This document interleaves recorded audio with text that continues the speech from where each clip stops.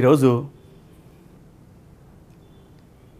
నాకు తెలిసిన కొన్ని విషయాలు ఈ రాష్ట్రం పట్ల జరుగుతున్నటువంటి కొన్ని భయంకరమైనటువంటి విషయాలు ఈ రోజున ఆంధ్రప్రదేశ్లో ఉన్న ప్రతి ఒక్కరితో పంచుకోవాలనుకున్నాను. ఎందుకంటే ఇది ఏ రాజకీయ పార్టీల యొక్క భవిష్యత్తు గురించి నేను వర్రీ అవ్వట్లా. ఈ రాష్ట్రంలో ఉన్న ప్రతి ఒక్క పౌరుడి అతను ఎదుర్కోబోయేటటువంటి సమస్యల గురించి, రాబోయే రోజుల్లో ఈ ప్రాంతానికి జరగబోయే నష్టం గురించి నేను చాలా మదనపడుతూ గత సంవత్సర కాలంగా నేను పడుతున్న వేదన అంతా ఇంత కాదు. ఈ రాష్ట్రం మీద ఒక జాతీయ పార్టీ ఒక దారుణమైన ఆపరేషన్ని తయారు చేసింది. దాని పేరు మీరందరూ అనుకుంటున్నట్టు, అంటే మీరు అనుకోలే, ఏదైతే మనకి ప్రసార మాధ్యమాల్లో వస్తున్నాయో వాళ్ళు అనుకుంటున్నట్టు ఆ ఆపరేషన్ పేరు గరుడ కాదు. ఇది ఆపరేషన్ ద్రవిడ. ఆపరేషన్ ద్రవిడ అంటే దక్షిణ భారతదేశాన్ని జయించడం అన్నమాట. ఈ దక్షిణ భారతదేశాన్ని జయించే క్రమంలో ఆంధ్రప్రదేశ్కి, తెలంగాణకి ఒక పేరు, అలాగే కర్ణాటకకి ఒక పేరు, అలాగే కేరళ, తమిళనాడుకి ఒక పేరు. ఆ రెండు పేర్లు తర్వాత అని చెప్పుకుంటా, లేదంటే ఇప్పుడే చెప్పేస్తా, పెద్ద ఇష్యూవే కదా. ఆంధ్రప్రదేశ్, తెలంగాణకి సంబంధించినటువంటి ఈ ఆపరేషన్ పేరు గరుడ. ఎందుకంటే ద్రవిడ అనే పేరుని మరి ఎలా లీక్ అయిందో అది గరుడగా అనుకున్నప్పుడు ఓకే, ఒక్కో రాష్ట్రానికి ఒక్కొక్కటి పెట్టుకుంటే పోద్ది కదా అని వాళ్ళు ఇప్పుడు దాన్ని గరుడగా ఫిక్స్ అయ్యారు. ఇది తెలంగాణ, ఆంధ్రాకి సంబంధించింది. అదే మీకు కేరళ, తమిళనాడుకి సంబంధించి దాని పేరు ఆపరేషన్ రావణ. కర్ణాటక వచ్చి ఆపరేషన్ కుమార. అంటే కుమార అనే పదం ఎందుకు పెట్టుంటారంటే నేను అనుకోవటం రాజకుమార్ గారి దృష్టిలో పెట్టుకొని పెట్టుండొచ్చేమని నాకు అనిపించింది. ఆ రెండు రాష్ట్రాలకు సంబంధించినటువంటిది రావణ అనేది ద్రవిడులంటే రావణాసురుడి సంతతి అనే ఉద్దేశంతో పెట్టిన పేరు. ఎందుకంటే వీళ్ళు పక్కా దేశము, దేశభక్తికి సంబంధించినటువంటి ఒక ఉన్నతమైనటువంటి భావాలలోంచి పుట్టుకొచ్చినటువంటి ఒక అతివాద వర్గం నుంచి వచ్చినటువంటి ఒక దుర్మార్గమైన ఆలోచన కాబట్టి ఎక్కడా కూడా సంస్కృతిని దీంట్లో వేరు చేయకుండా ఈ పేర్లు పెట్టుకున్నారనమాట. సో ఆ రాష్ట్రాల గురించి మనకు అనవసరం. ఇది ఒక చిన్న బిడ్డ. ఈ బిడ్డని అతి దారుణంగా కబ్జా చేయటానికి ఒక జాతీయ పార్టీ ఈ రాష్ట్రంలో ఉన్నటువంటి రకరకాలైనటువంటి కులాల కుంపట్ల మధ్య, రకరకాలైనటువంటి కోటాను కోట్లు సంపాదించినటువంటి కొంతమంది రాజకీయ నాయకుల్లో ఉన్నటువంటి వాళ్ళ మధ్య ఉన్నటువంటి ద్వేషాలని వీటన్నిటిని క్యాష్ చేసుకోవటానికి ఒక మహత్తరమైనటువంటి పథకం రచించారు. మీరందరూ అనుకోవచ్చు, శివాజీ నీకు ఎలా తెలుసయ్యా అని. నేను 2014 నుంచి, అంటే 2013 చివరి నుంచి నేను భారతదేశం పట్ల, భారతదేశంలో ఉన్నటువంటి రాజకీయ పార్టీల పట్ల నాకున్నటువంటి అవగాహనని నేను ఢిల్లీలో నేర్చుకోవటం జరిగింది. ఢిల్లీలో నేను నేర్చుకున్నప్పుడు నాకు అక్కడ ఒక జాతీయ పార్టీకి సంబంధించినటువంటి ఒక అనుబంధ సంస్థకి సంబంధించినటువంటి కొంత మిత్రులు నాకు తయారవటం, ఆ మిత్రులు 2017లో నాకు కలిసి నాతో మాట్లాడాలని చెప్పి వాళ్ళు నాకు కాల్ చేయటం, నేను ఢిల్లీ వెళ్ళటం, అక్కడ నాకు తెలిసినటువంటి ఒక ఘోరమైనటువంటి నిజాలన్నింటినీ నేను తెలుసుకోవటం. ఆ తెలుసుకున్న క్రమంలో ప్రజలు ఇది నేను చెప్తే నమ్ముతారా, నేనేదో నా ప్రాపకం కోసం నేను అనుకుంటారు. కానీ నాకు అనిపించింది ఏంటంటే, ఏది ఏమైనప్పటికీ మనమైతే ఒక ప్రయత్నం చేద్దామని నేను తెలకపల్లి రవి గారికి ఇచ్చిన ఇంటర్వ్యూలో నేను ఒక విషయం చెప్పాను. ఆ తర్వాత చాలా సందర్భాల్లో మీరు నా ఇంటర్వ్యూలు గమనించుకుంటూ పోతే ఆంధ్రప్రదేశ్ పట్ల, ఆంధ్రప్రదేశ్లో ఉన్న రాజకీయ పార్టీల పట్ల ఆ జాతీయ పార్టీ యొక్క లక్ష్యాన్ని నేను చాలాసార్లు చెప్పి చూశాను. మీరెవరూ నమ్మలేదు నన్ను. ఈ మధ్యకాలంలో జరిగిన పరిణామాలు చూసిన తర్వాత మీరు నమ్మినప్పుడు నేను ఈ విషయం ఇక్కడ ప్రజలకి చెప్పాలి అనేటటువంటి ఆలోచన నాకు వచ్చింది. నాకు ఆ అనుబంధ సంస్థలో ఉన్నటువంటి వ్యక్తులు మన పొరుగునే ఉన్నటువంటి కర్ణాటక రాష్ట్రానికి చెందినవారు, వారి పేర్లు, అసలు పేర్లు వేరే ఉంటాయి ఆ అనుబంధ సంస్థలో. వారి పేరు నాకు చెప్పింది అయితే కళ్యాణ్జీ నాకు చెప్పింది. అది వాళ్ళ పేర్లు ఏమున్నాయో నాకు తెలియదు. విషయం ఏంటంటే వారి తాత ముత్తాతలు తెలుగువారు. ఆ అనుబంధ సంస్థలో వారి వారి తండ్రి గారి దగ్గర నుంచి వారు, ఆ తర్వాత వారు ఉత్తరప్రదేశ్లో, అంటే ఈ అనుబంధ సంస్థలో మనకి మామూలుగా ఇంగ్లీష్లో చెప్పుకోవాలి స్లీపర్ సెల్స్ అంటారు. అలా పనిచేసేటువంటి ఒక వ్యక్తి ఈ ఆపరేషన్ స్టార్ట్ చేసినటువంటి ఆ జాతీయ పార్టీలో ఉన్న ముఖ్యులకి ముఖ్యమైన ఫ్రెండ్స్ ఉంటారు కదండి, వాళ్ళల్లో కొంతమంది నమ్మకస్తులు ఉంటారు కదా. అంటే ఒక పాపం మొదలైనప్పుడే ఆ పాపాన్ని ఎక్కడ రివీల్ అవుద్ది అనేది కూడా ప్రకృతి మనకి ప్రసాదించి పెట్టిందండి. అలా నా దృష్టికి రావటం జరిగింది. నేను చాలా సందర్భాల్లో ఇక్కడ ఉన్నటువంటి వ్యక్తులకు కూడా నాకు తెలిసిన వాళ్ళకి చెప్పడం జరిగింది. నా మాట ఎవరు నమ్మలేదు.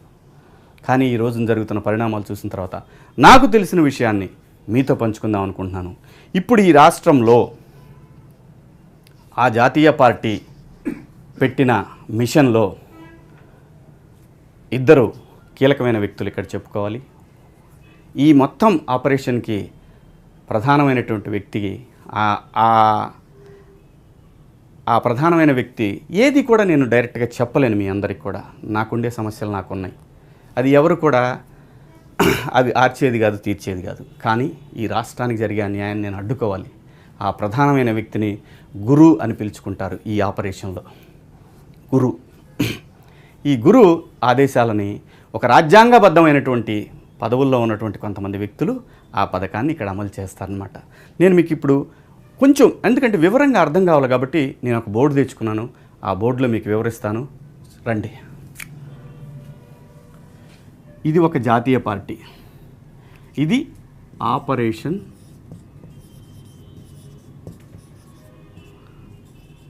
ద్రవిడ. దీనిలో భాగమే గరుడ ఏపీకి సంబంధించినటువంటి అంశం అన్నమాట. ఇందులో వీళ్ళు టార్గెట్ చేసిన వ్యక్తులు ఇక్కడ ఆంధ్రప్రదేశ్కి సంబంధించి అధికార పార్టీ, ఒక కొత్త నాయకుడు, ఇంకో ముఖ్య పార్టీ. నేను ఎవరి పేర్లు చెప్పలేను, నాకుండే సమస్యలు నాకున్నాయి. మీరు అర్థం చేసుకోవడానికి ప్రయత్నించండి. అర్థమైన వాళ్ళు అర్థం కాని వాళ్ళకి చెప్పండి. ఈ అధికార పార్టీని ఎలా డిస్టర్బ్ చేయాలి? ఒకటి, సిబిఐ కేసులు రీఓపెన్ చేయటం, అలాగే రీఓపెన్ చేసిన కేసుల్ని ఎవరు డీల్ చేస్తారా అనేది ఇంకొంచెం ముందుకు పోయిన తర్వాత చెప్తాను. ఆ తర్వాత ఆర్థికంగా దెబ్బ కొట్టడం. ఆర్థికంగా అంటే ఎవరైతే ఈ పార్టీకి సంబంధించిన నాయకులు ఉంటారో వారి యొక్క వ్యాపార సంస్థలను దెబ్బతీయటం, చక్రబంధం చేయటం, తద్వారా ఆ మనిషిని ఐసోలేట్ చేయటం, చేసి దీన్ని పూర్తిగా నిర్వీర్యం చేయటం.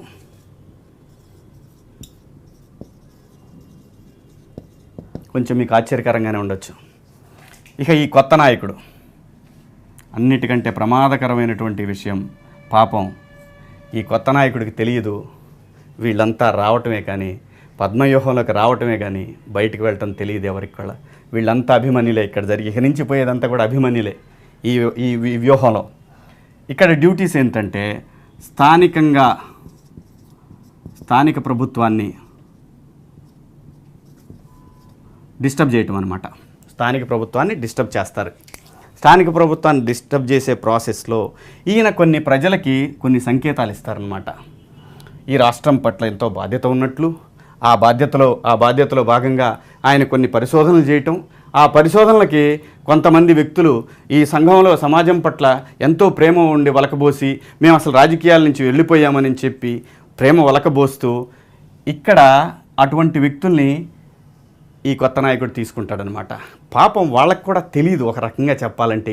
ఇందులో ఇది ఒక పెద్ద ఆపరేషను, దీంట్లో మనం ఇన్వాల్వ్ అవుతున్నా అనే విషయం వాళ్ళకి ఎవరికి తెలియదు అనమాట. తెలియని పక్షంలో వాళ్ళు కూడా ఈ కొత్త నాయకుడు కాబట్టి కొత్త పార్టీ పెడతాడు, కొత్త పార్టీ ఉంటుంది, ఆ పార్టీలో కూడా మనకి చాలా పదవులు ఉంటాయని చెప్పి ఆశతో చేసి ఉండొచ్చు. అంటే ఇది వాళ్ళు చెప్పింది కదా, నేను అర్థం చేసుకున్నది. ఏది ఈ విషయంలో నేను అర్థం చేసుకున్నది ఇదనమాట. ఇందులో ఇద్దరు విశ్రాంత ఐఏఎస్లు ఉంటారు, ఆ తర్వాత ఒక సీనియర్ పాత్రికేయుడు ఉంటాడు. వీళ్ళ నలుగురు కలిసి ఇతనికి సహకరిస్తుంటారనమాట. ఈ నలుగురు ఇతనికి సహకరిస్తుంటారు. వీళ్ళు ఇతనికి అడ్వైజులు ఇస్తుంటారు. ఎలా డిస్టర్బ్ చేయాలి, ఏం చేయాలి. ఇందాక మీకు చెప్పాను, ఈ కేసులు ఎవరు ఓపెన్ చేస్తారా అంటే ప్రస్తుతం ఢిల్లీలో కూర్చొని ఈ నలుగురు వ్యక్తులు ఈ కేసులు ఓపెన్ చేసే పనిలో ఉన్నారు. వీళ్ళు అసలు రాజకీయాలతో సంబంధం లేదు, మేము రాజకీయాల్లో లేవని కూడా చెప్తూ ఉన్నారు ప్రస్తుతం. అంతకుముందు ఆపరేషన్లో ఎవరినో తీసుకోవాలి, ఆ ఎవరో అనేది వీరిచ్చిన ఐడియా, వీళ్ళు చేసినటువంటి ఐడియా ప్రకారం మనకు అక్కడ టీం కూడా ఫామ్ అయింది. మీరు చూసారు. ఇందులో పాపం వీళ్ళ నలుగురు కూడా బలిపశువులే, వీళ్ళకి కూడా ఏం లేదు ఇందులో. చివరికి వీళ్ళు మేము మోసపోయాము, ఇతను ఏదో అనుకొని ఏదో అయిందని చెప్పి మోసపోతారు. కానీ వీళ్ళకి కూడా స్వార్థం ఉంది, ఏం లేదు. మన తెలుగు వాళ్ళకు ఉండే స్వార్థాన్ని ఈ పార్టీ వాడుకుంటుంది, అంతే సింపుల్గా. ఇంకొక ముఖ్య విషయం, ముఖ్యమైన పార్టీ,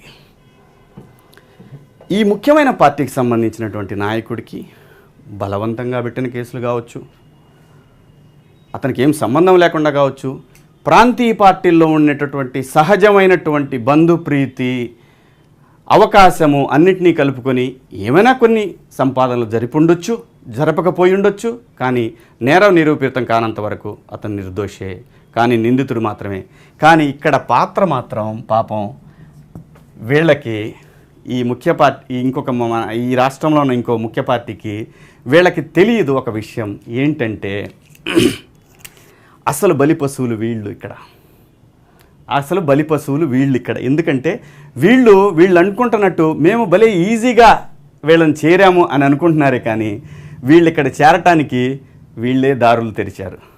ఆ వీళ్ళే దారులు తెరిచింది ఎవరితోనని తెలిస్తే మీరు ఆశ్చర్యపోతారు. ఇది మాత్రం నిజం. ఆశ్చర్యం ఏమంటే అది కొద్దిగా ఆగి చెప్తా మీకు నేను. ఈ వీళ్ళు ఇక్కడ ఎంటర్ అవడానికి ఎవరు సహకరించారు గుర్తుపెట్టుకోండి. ఎవరు సహకరించారు అనేది కొద్దిగా ఆగి చెప్తా నేను. ఇక్కడ మొదలయ్యే విషయం ఏంటంటే ఆల్రెడీ ఈ ముఖ్య పార్టీ నాయకుడి మీద 2 సార్లు రెక్కీ కూడా నిర్వహించారు. ఒకటి గుంటూరులో, రెండోది హైదరాబాద్లో రెక్కీ నిర్వహించి ఇతని మీద పకడ్బందీగా ప్రాణహాని లేకుండా ఒక దాడి జరపటం. ఆ ప్రాణహాని లేని దాడి వల్ల ఈ రాష్ట్రంలో అలజడులు మొదలవుతాయి. మొదలైన తర్వాత ఇక్కడ కొన్ని ఊరటలు లభిస్తాయి, కొన్ని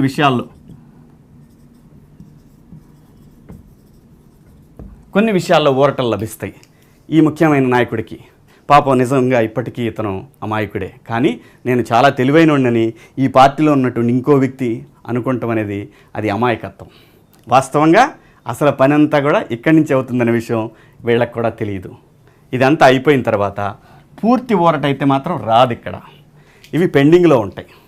పెండింగ్లో ఉండగా ఇక్కడ జరిగేటటువంటి ఈ నాయకుడి మీద జరిగేటటువంటి దాడిని ఒకవేళ కుదిరితే రాయలసీమలో ఉన్నటువంటి ఒక ముఖ్యమైనటువంటి వ్యక్తి మీద, ఒక ముఖ్యమైనటువంటి కుటుంబం మీద నెట్టడానికి ఒక ఆలోచన. రెండోది అది ఎట్లాగూ నమ్మరేమో ప్రజలని చెప్పి రెండో వ్యూహం ఏం పెట్టుకున్నారంటే ఆంధ్రప్రదేశ్లో అల్లర్లు స్టార్ట్ అవుతాయి. ఈ అల్లర్లు స్టార్ట్ చేసేది కూడా బీహార్ నుంచి, ఒరిస్సా నుంచి వచ్చి ఇక్కడ అల్లర్లు స్టార్ట్ చేస్తారు కొంతమంది స్లీపర్ సెల్స్. అవి ఎవరో ఏంటో తెలియదు. ఇలా అల్లర్లు చేయటం మూలంగా ఈ గవర్నమెంటు, అధికార పార్టీ ఇబ్బందుల్లో పడిన తర్వాత సిబిఐ కేసులు ఆర్థికంగా దెబ్బ కొట్టడంతో మానసికంగా వీళ్ళు పూర్తిగా నిర్వీర్యం అవుతూ ఉంటారు. అంటే ఇక్కడ టోటల్గా ఈ ఆపరేషన్లో ఆఖరి ఘట్టం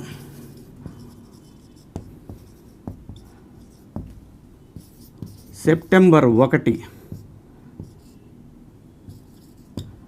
చాలా ముఖ్యమైనటువంటిది. ఆపరేషన్లో ఉన్నటువంటి ఆఖరి క్లైమాక్స్ ఏంటంటే ఇక్కడ ఈ ప్రభుత్వాన్ని డిజాల్వ్ చేయటం. మీరందరూ అనుకోవచ్చు సెప్టెంబర్ 1 ఎందుకు అని. ఈ ఆంధ్రప్రదేశ్ ముఖ్యమంత్రి ఎప్పుడైతే రాజకీయాల్లో మొట్టమొదటిసారిగా ముఖ్యమంత్రి అయ్యాడో అదే రోజుని వీళ్ళు టార్గెట్గా ఎంచుకోవటం జరిగింది. సో ఇక్కడ సింపథెటిక్గా నువ్వు చేసినటువంటి ఇదే అని చెప్పి ప్రజల్లో ఒక రకమైనటువంటి భావం తీసుకెళ్ళటానికి ఎలాగయ్యా అంటే ఈ కొత్త నాయకుడికి సంబంధించినటువంటి ఒక సోషల్ మీడియా టీము అప్పటికే అలర్ట్ అయ్యి ఈ పార్టీ మీద దాడి చేయటం, చాలా విషయాలన్నీ బయట పెట్టడం, ఇలాంటివన్నీ కూడా ఈ కొత్త నాయకుడికి కూడా పాపం కావాలని అలా వచ్చి ఇరుక్కున్నాడు అంతే. కానీ బయటకు వెళ్ళటం ఇతనికి చేత కాదు. సో అలా డిజాల్వ్ అయిపోయిన తర్వాత ఇప్పుడు ఇతని పని ఏంటయ్యా అంటే ఎలక్షన్స్ జరుగుతాయి. ఎలక్షన్స్ జరిగిన తర్వాత ఈ పార్టీకి సీట్లు వస్తాయి. వచ్చిన తర్వాత ఈ పార్టీలో ఉన్నటువంటి ముఖ్య నాయకుడు ఉన్న కేసుల్లో లోపలికి వెళ్ళిపోతాడు. ఈ పార్టీ కూడా అయిపోతుంది. అప్పటికే నిర్వీర్యమైపోయిన ఈ పార్టీలోంచి చాలామంది వచ్చి ఈ పార్టీలో జారుతారు. తద్వారా ప్రభుత్వాన్ని ఈజీగా తమ చేతుల్లోకి తీసుకోవచ్చు. ఇప్పుడు ఈ కొత్త నాయకుడి పాత్ర ఏంటంటే ఇక్కడ ఒక పిత్తలాటకం స్టార్ట్ చేస్తారు. ఏంటయ్యా అంటే కొన్ని ఒత్తిళ్ల ద్వారా ఈ కొత్త నాయకుడిని కేంద్ర మంత్రిగా పంపిస్తామని చెప్తారు. అది కేంద్ర మంత్రిగా వెళ్ళటానికి అతను ఒప్పుకోడు. అతను వెళ్ళి అతని పాత పని ఏదైతే ఉందో ఆ పని చేసుకుంటానికి వెళ్ళిపోతానని అలిగి వెళ్ళిపోతాడు. ఇక్కడ ముఖ్యమంత్రి పదవి ఎవరికి వస్తుందయ్యా అంటే ఇంకొక తెలుగువాడు, అతని పేరు మీకు తెలుసు. ఇదే పార్టీలో చాలా కీలకమైనటువంటి పాత్ర పోషిస్తున్నటువంటి వ్యక్తి. అతను ముఖ్యమంత్రి కావడంతో ఈ ఆంధ్రప్రదేశ్కి సంబంధించినటువంటి ఆపరేషన్ గరుడ కంప్లీట్ అవుద్ది. ఇది నాకు తెలిసిన విషయాలు. ఈ నాకు తెలిసిన విషయాలన్నీ కూడా నేను 6 నెలల క్రితం నేను లీక్ చేశాను. మీరెవరూ నమ్మలేదు. కానీ ఈ రోజున జరుగుతున్న పరిణామాలన్నీ చూస్తే ఇది నిజం. ఈ ఆపరేషన్ నిజం. కాకపోతే ఇక్కడ దాడుల్ని ఆపుకోవచ్చు. వీళ్ళకి తెలిస్తే వీళ్ళు ఖచ్చితంగా వాళ్ళని అనుమానించడం స్టార్ట్ చేస్తారు. కాబట్టి అది అసలు ఆపరేషన్ లేదు అనే చెప్తారు. ఆ తర్వాత ఈయన కూడా ఆలోచనలు పడతాడు. స్వతహాగా మనిషి అత్యాశ లేనటువంటి వాడే, అందులో ఎటువంటి సందేహం లేదు. ఇక్కడ ఈ పార్టీ డెఫినెట్గా ఇప్పుడు విషయం తెలిసింది కాబట్టి వీళ్ళు కూడా కొట్టిపారేయచ్చు. ఏదో ఊహాగానం చెప్తున్నాడు అనుకోవచ్చు. ఎవరేమనుకున్నా నాకు పర్వాలేదు. ఈ రాష్ట్రాన్ని కాపాడాలి. వీళ్ళు ఒకళ్ళంటే ఒకళ్ళు పడకపోవచ్చు. కానీ వీళ్ళు ముగ్గురు తెలుగు వాళ్ళు, ఈ రాష్ట్రంలో ఉన్నవాళ్ళు. వీళ్ళు ప్రజల్లో ఉన్నవాళ్ళు, ప్రజల కోసం. సరే, వాళ్ళు ప్రాంతీయ పార్టీలు అంటే ఒకటే. ప్రాంతీయ పార్టీలో వంశపారంపర్యం, బంధుప్రీతి ఇది సహజంగా ఉంటుంది. ఇది ఈ దేశంలో ఉన్నటువంటి ఓటర్ యొక్క బలహీనతని క్యాష్ చేసుకొని ఓట్లు కొనుక్కుంటా రాజకీయ పార్టీలు చేసేటువంటి క్రీడలో ఇది సహజంగా వచ్చినటువంటి గుణాత్మకమైనటువంటి మార్పు. జనరేషన్స్ మారే కొద్దీ వీళ్ళు మారుతూ ఓటర్లను ప్రలోభ పెడుతూ అలాగే రేట్లు పెంచుకుపోతూ ఎప్పుడోసారి వస్తే ఎవడొచ్చినా తింటాడు కదని ఆ పిచ్చి జనం అలాగే వేసుకుంటూ పోతూ ఉంటారు. ఇలాంటివి జరుగుతాయి. కానీ ఇక్కడ నాకు దారుణంగా అనిపించిన విషయం ఏంటంటే నాకు వీళ్ళతోనూ శత్రుత్వం లేదు. ఇతన్ని నేను అభిమానించినంతగా ఎవరు అభిమానించుండరు. అయినా సరే ఇంకొక ముఖ్య విషయం ఏంటంటే నాకు 6 నెలలు నాకు తెలిసిన సంవత్సరం క్రితం తెలిసినటువంటి విషయాన్ని నేను నా దగ్గర ఎందుకు దాచిపెట్టుకునంటే అసలు చూద్దామని చెప్పి ఈ వ్యక్తి గురించి నేను ఇండైరెక్ట్గా చెప్పడం జరిగింది. చెప్పినప్పుడు నేను ఇండైరెక్ట్గా పదే మీరు వస్తే బాగుంటుంది. ఇంకో ముఖ్య ఉద్దేశం, ఇతను చేయాల్సిన డ్యూటీస్లో ఇంకోటి ఏంటంటే స్పెషల్ స్టేటస్ని నిర్వీర్యం చేయటం. ఇందాక మనం ఒక విషయం అనుకున్నాం, ఇంకొక ముఖ్యమైన పార్టీ. ఈ ముఖ్యమైన పార్టీ ఇక్కడ జాతీయ పార్టీ దగ్గరికి రావడానికి ఎలా కుదిరింది అనంటే మీరు ఆశ్చర్యపోయే విషయం ఏంటంటే ఈ అధికార పార్టీలో ఉన్నటువంటి ఒక కోవర్టు ఈ ముఖ్య పార్టీలో ఉన్నటువంటి ఒక వ్యక్తిని ఇక్కడ తీసుకెళ్ళటానికి రూట్ ఓపెన్ చేశాడు. ఈ పార్టీలో ఉన్న వ్యక్తి, ఈ పార్టీలో ఉన్నటువంటి వ్యక్తులు కలిసిన ప్రాంతం చెన్నైలో కలిశారు వీళ్ళు. ఆ తరువాత జస్ట్ అంటే ఇందులో ఉన్న వ్యక్తి సహకరించి ఇక్కడ దాకా పోవటానికి మాత్రమే సహకరించాడని చెప్పి నాకున్న సమాచారం. అంతే తప్పితే ఈ వ్యక్తి వ్యవహారం అంతా నడిపాడని అనే సమాచారం నా దగ్గర లేదు. నాకున్నది ఏంటంటే ఇందులో ఉన్న వ్యక్తే ఇక్కడ ఉన్నటువంటి వ్యక్తుల్ని ఇక్కడ తీసిపోయాడు అనేది ఒక సమాచారం. నాకున్న సమాచారం అది. సో కాబట్టి ఒక్కసారి అందరూ ఆలోచించుకోవాల్సిందంటే తెలుగు వాళ్ళంటే డబ్బే ప్రధానమా, అధికారమే ప్రధానమా? ఈ ప్రాంతం మీద మమకారం లేదా? అధికారం, డబ్బు అన్నీ ప్రజలు ఇస్తారు. కానీ ఆఖరికి ఏం జరుగుద్ది? ఒకరోజు మాత్రం చచ్చిపోతాం మనందరం. కాకపోతే ఈ ప్రాంతంలో వచ్చే బిడ్డలు, చిన్న చిన్న పిల్లలు చదువు సంధ్య లేక అల్లాడిపోయేవాళ్ళు కొన్ని వందల వేల మంది ఈ ప్రాంతంలోంచి వస్తారు. కాబట్టి దయచేసి మనందరం తర్వాత కొట్టుకుందాం, మనందరం ఒకటవుదాం. ఈ దుర్మార్గమైనటువంటి ఆ జాతీయ పార్టీల మోజులో మనం పడొద్దు. దయచేసి నేను కోరుకునేది ఒకటే, నాకు ఏ పార్టీ మీద ఒక రకమైనటువంటి ఇష్టము, ఇంకో రకమైన ద్వేషము ఎవరి మీద లేదండి. నాకు తెలిసిన నిజాన్ని నేను మీతో జనంతో పంచుకుంటున్నాను. ఇది తర్వాత నిర్ణయాలన్నీ మీవే. కానీ నన్ను ఎవరు కూడా దయచేసి అది ఎలా ఇది నన్ను ఇబ్బంది పెట్టొద్దు. నాకు తెలిసిన విషయం నేను చెప్పాను. మీకు నమ్మకం ఉంటే ఆలోచించుకోండి, లేకపోతే లేదు. అంతా మంచి జరగాలని కోరుకుందాం, ఇదంతా అబద్ధమే అవ్వాలని కోరుకుందాం. కానీ జాగ్రత్త, మీరందరూ జాగ్రత్తగా ఉండండి. ఇది కేవలం మనం చరిత్ర అంతా తీసుకున్నా కూడా ప్రతి ఒక్క మనిషి జీవితం చివరికి ఆశ అనే ఒక దరిద్రంలో పడి చివరికి ఏమీ లేని ఒక శూన్యమైనటువంటి హస్తాలతో ఈ భూమి మీద నుంచి వెళ్ళిపోతాం. దయచేసి ఈ తెలుగు తల్లిని అవమానపరచకండి. కేవలం మీ పదవుల కోసం, మీ యొక్క రాజకీయ భవిష్యత్తుల కోసం ఈ తల్లిని అబాసుపాలు చేయకండి. తెలుగు వాళ్ళంటే మరీ డబ్బు పిచ్చున్న వాళ్ళని ప్రపంచం ముందు నిలబెట్టకండి. మీ అందరికీ పాదాలకు నమస్కారం చేసి చెప్తున్నాను. Thank you. జై తెలుగు తల్లి. హాయ్ ఫ్రెండ్స్, మా టుడే టుమారో యూట్యూబ్ ఛానల్ చూస్తున్నందుకు చాలా థ్యాంక్స్.